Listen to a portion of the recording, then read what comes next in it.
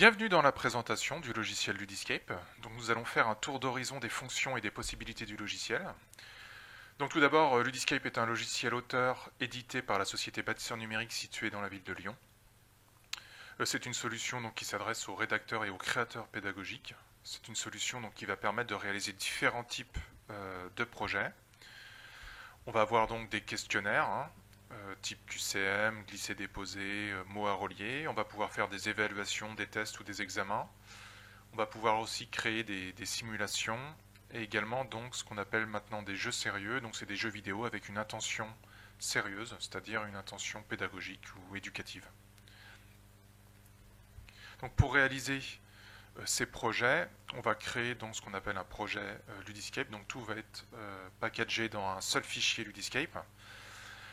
Et pour faire ces projets, donc on va avoir une suite d'écrans, comme vous voyez ici sur la droite, dans la visionneuse d'écran. Et dans ces écrans, on va insérer des objets, donc différents types d'objets, des objets contenus, des objets questions, des objets jeux ou des objets parcours. Donc ces objets, on va les trouver dans la barre d'outils qui se trouve en haut du logiciel ici. Donc là, on voit qu'on a les objets questions, on a les objets contenus qui sont ici et ici, qui vont nous permettre d'insérer donc des zones de texte, des boutons, des images, des titres, des vidéos, de la musique. Les objets questions, on va pouvoir insérer, donc là on est sur du classique QCM, on va pouvoir mettre du drag and drop, de la saisie, donc une zone de saisie, des liens choix multiples, des textes choix multiples, des mots cachés, des mots à trier, des mots à relier, etc. Et on va avoir enfin les outils jeux, donc là ça va être tout ce qui est le monde du jeu vidéo.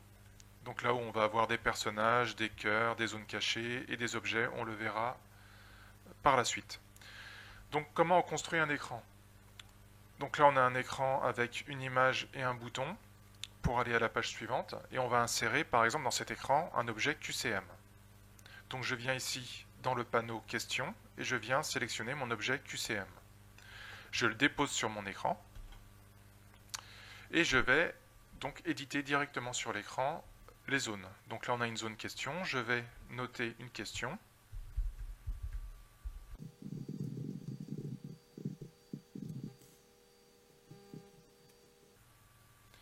Et ici j'ai la zone réponse que je vais saisir également. Donc là je vais saisir toutes les réponses. La France, l'Irlande et Samoa. Je vais cocher là où les bonnes réponses. Et je vais pouvoir aussi paramétrer mon objet question en lui disant, par exemple, en lui mettant une remarque. Donc une remarque, ça va servir à la fin du parcours à faire un mini bilan sur les erreurs. Je vais pouvoir lui donner une note positive qui va de 0 à 100. Également une note négative si je le souhaite, ou une case je ne sais pas si je le souhaite aussi. Je vais pouvoir aussi associer cet objet question à un domaine, par exemple le français, les mathématiques ou l'histoire, de façon à avoir un bilan personnalisé à la fin du parcours.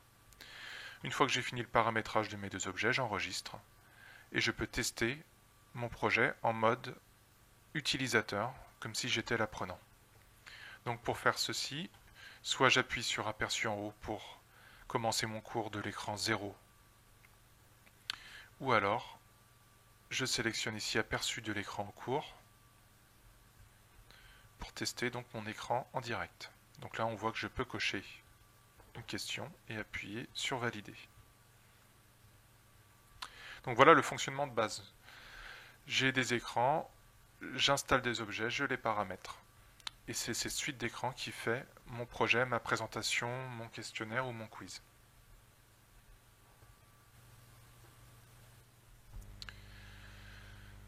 Donc en plus des QCM, on a différents objets questions.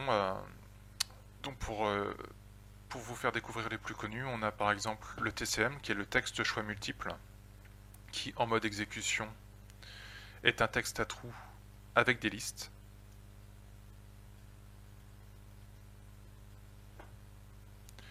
On va voir le glisser-déposer, où il faut replacer les bons blocs au bon endroit.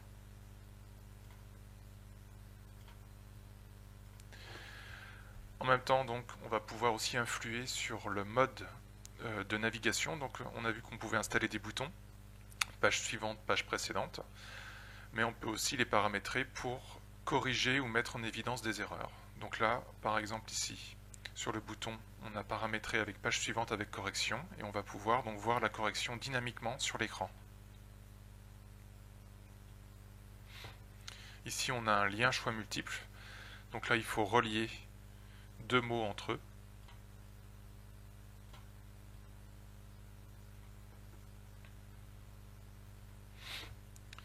Et on va voir également donc qu'on peut mettre des dialogues, c'est-à-dire donc par exemple ici on a deux personnages, on va pouvoir insérer un dialogue, un objet dialogue.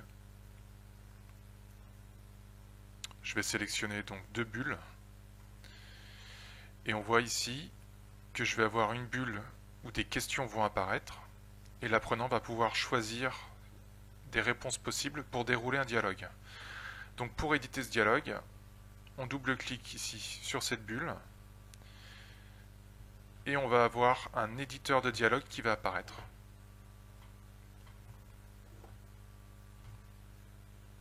Cet éditeur de dialogue, en fait, donc c'est un arbre de dialogue qui va expliquer au logiciel quelle question va amener quelle réponse et quelle réponse va amener quelle question, de façon à ce qu'il y ait un déroulé le plus naturel possible.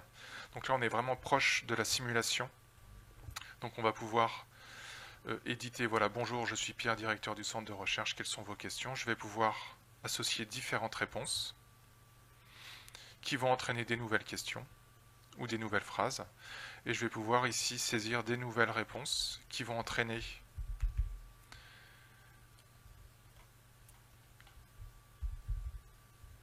le déroulement d'un autre dialogue. Merci. Et je vais pouvoir donc avoir différentes possibilités, comme reboucler au début, dire voilà, à ce moment du dialogue, je souhaite reboucler ici, ou alors, à tel moment du dialogue, je souhaite aller vers une page définie, un autre écran, etc., etc. Donc je vais pouvoir faire un dialogue, rediriger vers des pages, reboucler au début d'un dialogue ou vers une autre bulle du dialogue. Donc on va pouvoir, voilà, définir le fonctionnement du dialogue. Une fois qu'on a édité tout ce fonctionnement du dialogue, on enregistre, et au niveau de notre écran, on va avoir un dialogue qui se déroule selon notre souhait.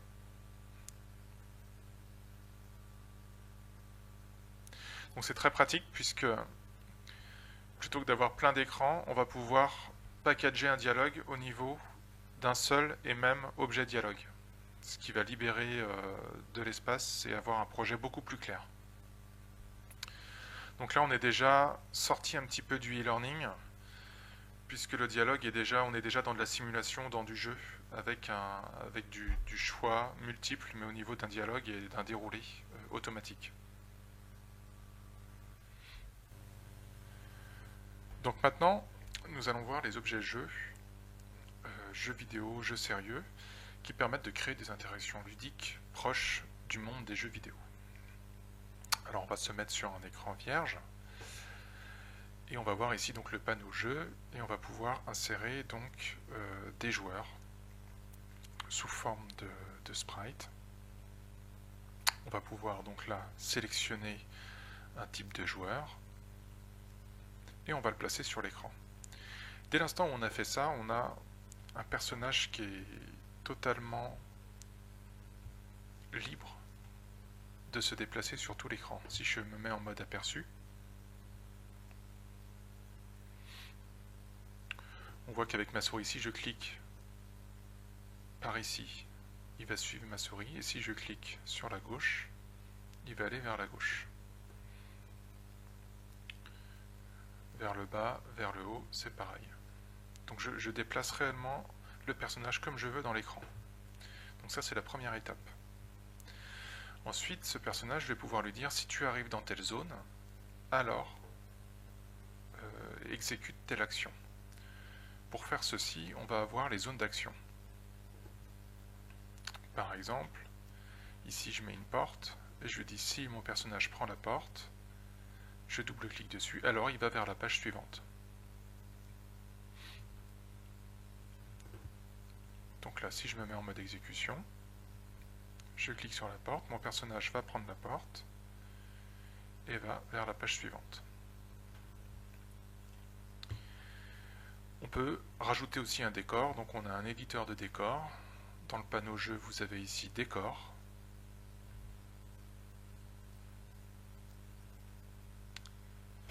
Ici, on va pouvoir sélectionner donc un fond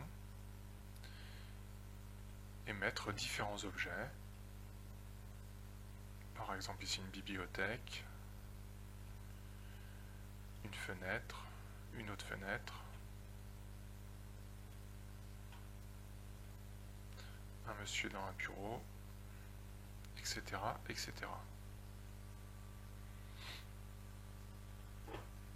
Et j'importe mon décor. Donc là, on voit que mon personnage, il est entouré d'un décor avec une porte ici qui lui permet d'aller à la page suivante. Voilà, là, donc, on a le fonctionnement d'un jeu assez basique où il faut cliquer sur la porte. Donc on voit qu'on peut se déplacer.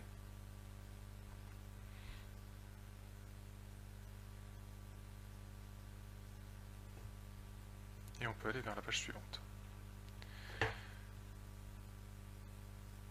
Ensuite, on va pouvoir rajouter différentes choses, donc des vies, d'autres personnages qui se déplacent selon une autre trajectoire.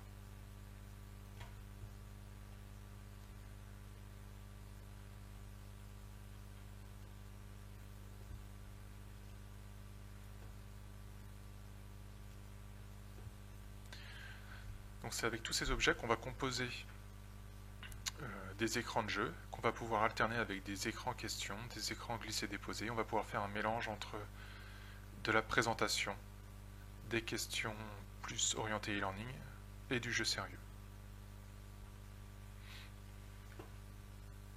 Une fois que votre projet est terminé, donc vous allez pouvoir exporter votre projet pour pouvoir le diffuser sur vos plateformes et à travers Internet ou en local ou dans vos salles de formation. Donc, l'export va se faire en HTML, CSS, JavaScript. Et il va permettre une exécution donc sans plugin supplémentaire et sans le logiciel Ludiscape. Votre contenu exporté est totalement indépendant au niveau exécution. Donc, on a différentes options pour exporter. Donc on va trouver dans Fichier, Exporter. On va trouver donc Exporter vers votre disque dur ou dans un dossier. Donc vous allez comme ça pouvoir exécuter votre projet en local, hein, sur une clé USB, sur un CD ou directement sur votre disque dur, même sans Internet. Vous allez pouvoir exporter vers votre plateforme de formation via, donc ça va zipper votre projet et vous allez pouvoir l'importer dans toutes les plateformes de formation. Vous allez pouvoir l'exporter également donc directement sur votre site internet. Et vous allez également pouvoir faire des exports pour exécuter votre projet sur des tablettes et des smartphones, même sans connexion internet, donc sous forme d'application. Donc il y a vraiment beaucoup de choix en termes d'export. Et c'est assez simple d'utilisation. Si vraiment vous n'avez pas de site internet ni de plateforme de formation et que vous voulez quand même publier sur internet, on met à disposition donc un serveur pour tous les professeurs et les formateurs qui n'ont pas de site internet pour qu'ils puissent publier dessus et récupérer une URL qu'ils puissent envoyer à leurs apprenants. Donc ça c'est une dernière option qui est quand même bien utilisée dans les centres de formation et les établissements scolaires. Donc ça c'est une dernière option qui est disponible aussi directement dans Fichier, Exporter, publier le projet sur cloudlearning.fr. Voilà, c'est la fin de cette présentation.